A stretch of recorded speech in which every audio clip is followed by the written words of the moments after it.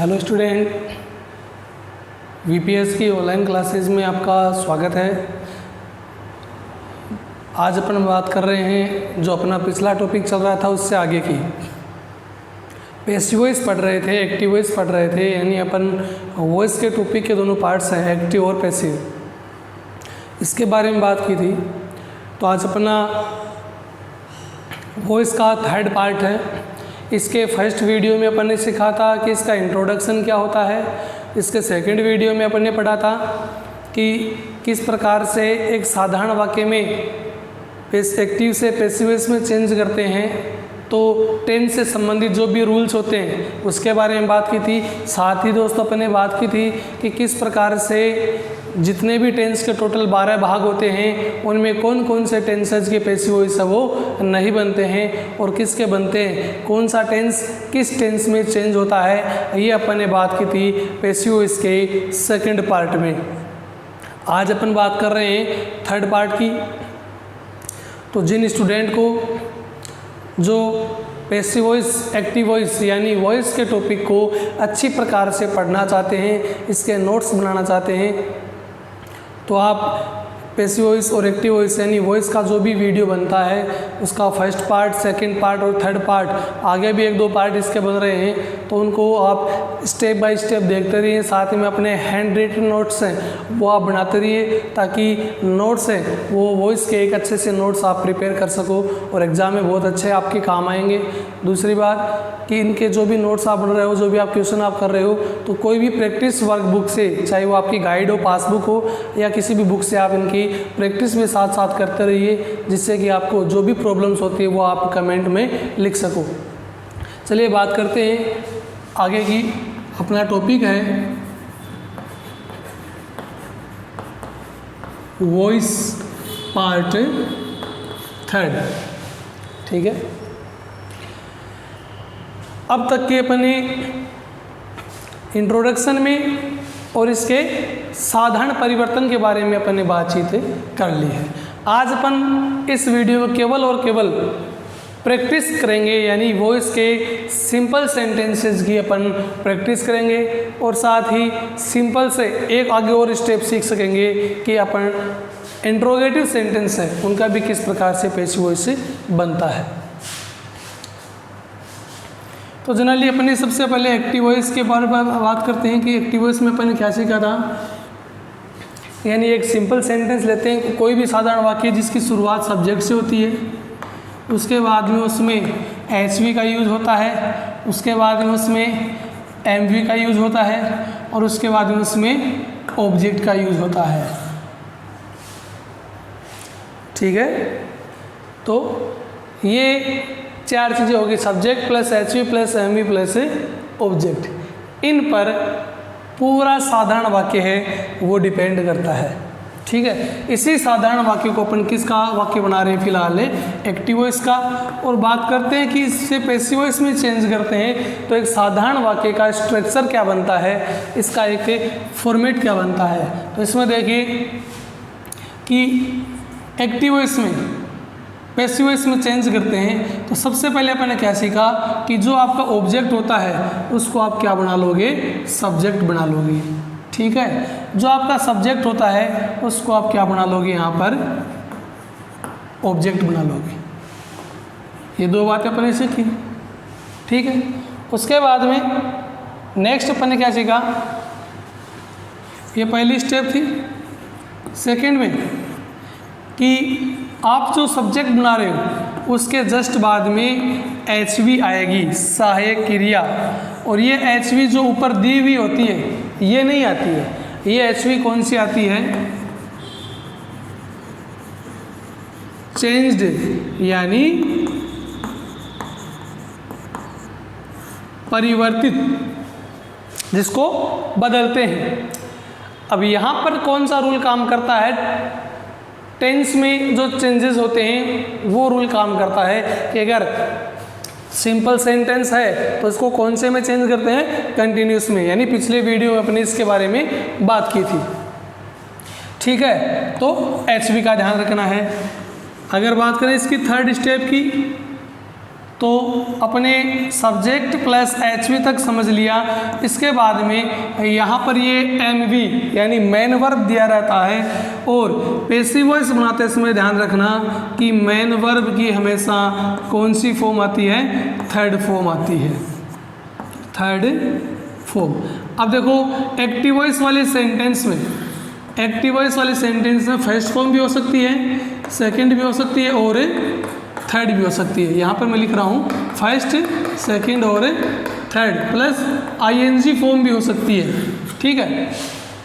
लेकिन यहाँ पर मेन वर्ब की कौन सी फॉर्म काम में लेनी है, थर्ड फॉर्म काम में लेनी है।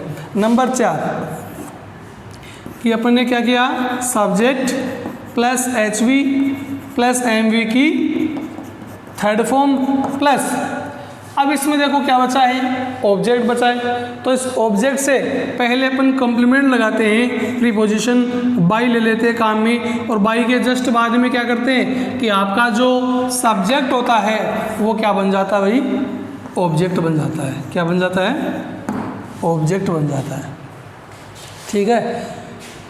सिंपल सी ये 4 स्टेप अगर आप सीख जाओगे तो साधारण वाक्य को एक्टिव वॉइस से पैसिव वॉइस में आराम से आप चेंज कर सकते हो। ये 4 बातें अपने पास हैं। इस फॉर्मेट को अपन एक बार यहाँ पर पुट करते हैं, यहाँ पर रख लेते हैं एक बार कि सबसे पहले अपन ने लिखा था इसमें सब्जेक्ट, उसके बाद में लिखा है एच वी, उसके बाद में लिखा है एम वी, और उसके बाद में लिखा अपन ने ऑब्जेक्ट। ये साधारण वाक्य का एक सिंपल सा फॉर्मूला है, एक सिंपल सा सूत्र है।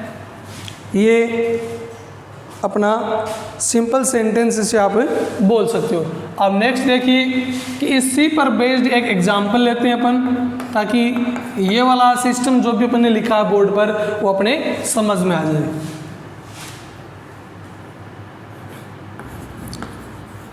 अब देखिए अपन ने इस सेंटेंस में सब्जेक्ट क्या लिया है, राधा। कौन सा आया है, राधा। सहायक क्रिया अपन ले रहे हैं इज, ठीक है, और मेन वर्ब है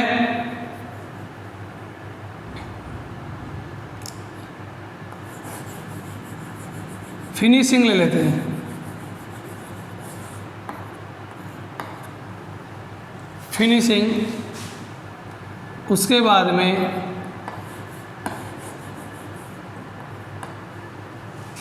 द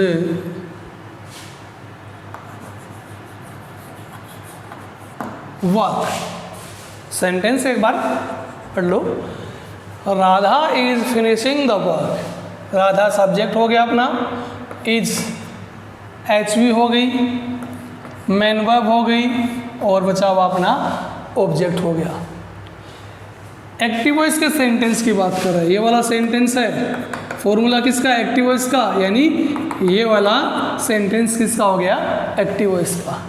एक्टिव वॉइस के सेंटेंस में मेन वर्ब के बारे में अपन ने बात की थी कि ये फर्स्ट फॉर्म में भी हो सकती है, सेकंड में भी हो सकती है, थर्ड में भी हो सकती है, और ये आईएनजी फॉर्म में भी हो सकती है। फिलहाल अपनी जो मेन वर्ब है वो कौन सी फॉर्म में है, आईएनजी फॉर्म में, ठीक है।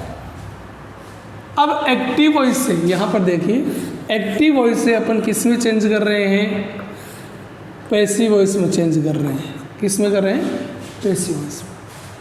तो ये एक्टिव वॉइस का फॉर्मेट था। आप पैसिव वॉइस में करते हैं, तो पैसिव वॉइस में करते हैं तब क्या करोगे, एक्टिव वॉइस का जो ऑब्जेक्ट था उसे क्या बना लोगे, सब्जेक्ट बना लोगे। सब्जेक्ट यहाँ पर मैं लिख देता हूँ ऑब्जेक्ट, किसका था, एक्टिव वॉइस का, ठीक है। उसके बाद में भले ही ये पैसिव वॉइस में चेंज हो जाए, वाक्य तो वो साधारण ही रहता है, ये भी सिंपल सेंटेंस है, तो यहाँ पर भी क्या रहेगा, सिंपल ही रहेगा, क्योंकि ये सिंपल सेंटेंस है। पैसिव वॉइस में चेंज करोगे तो इंट्रोगेटिव थोड़ी हो जाएगा, ये तो सिंपल ही रहना है। तो सिंपल सेंटेंस में सब्जेक्ट के बाद में क्या आता है, एच वी, सहायक क्रिया। यहाँ पर मैं नीचे लिख रहा हूँ सी। सी का मतलब क्या होता है, चेंज्ड, जो रूल के अकॉर्डिंग चेंज होता है। और सहायक क्रिया के बाद में रूल वही रहेगा, मुख्य क्रिया, जिसकी कौन सी फॉर्म आती है, थर्ड फॉर्म। उसके बाद में कॉम्प्लीमेंट क्या लगाते हैं, प्रीपोजिशन बाई, और उसके बाद में क्या आता है, ऑब्जेक्ट, यानी आपके एक्टिव वॉइस का क्या होता है, वो सब्जेक्ट। ये अपन ने क्या बना लिया, इसका एक फॉर्मेट तैयार कर लिया।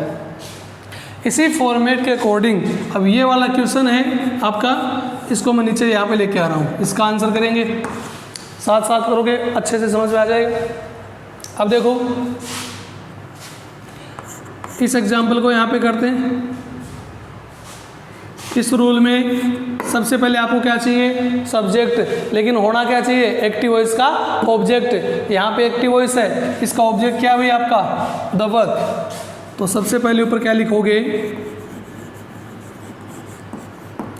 द वर्क, ठीक। उसके बाद में नंबर 2 पे आया इसमें एचवी में क्या लिखा नीचे, सी चेंज्ड। तो एचवी में देखो प्रेजेंट कंटिन्यूस का सेंटेंस है, आपको सबको पता है, इज लगा है। पिछली वाली टेबल में अपन ने सीखा था कि कंटिन्यूस हमेशा कंटिन्यूस में ही रहता है, इसमें सीखने वाली याद करने वाली कोई बात नहीं है, एकदम इजी फॉर्मेट है। कंटिन्यूस हमेशा कंटिन्यूस में ही रहता है, यानी ये सब्जेक्ट के अकॉर्डिंग यहाँ पे क्या आ जाएगा, इज। उसके बाद में ये जो फिनिशिंग लिखा है, इसमें देखो मेन वर्ब की कौन सी फॉर्म आती है, थर्ड फॉर्म आती है। अब इसमें देखो कि थर्ड फॉर्म कैसे बनाए, ठीक है, क्योंकि इसमें आईएनजी लगा है। तो आईएनजी का अपन ने क्या किया था कि जिस मेन वर्ब के साथ आईएनजी लगा होता है, उस आईएनजी को ठीक उस मेन वर्ब से पहले किस में चेंज कर देते हैं भाई, बीइंग में कर देते हैं। फिर बचा के अपने पास फिनिश बचा, तो इस फिनिश की थर्ड फॉर्म क्या हो जाती है, फिनिश्ड, इज बीइंग फिनिश्ड। उसके बाद में देखो अपने मेन वर्ब की थर्ड फॉर्म लगाई, बचा के अब I as it is, copy कर दो, बाई कर दिया।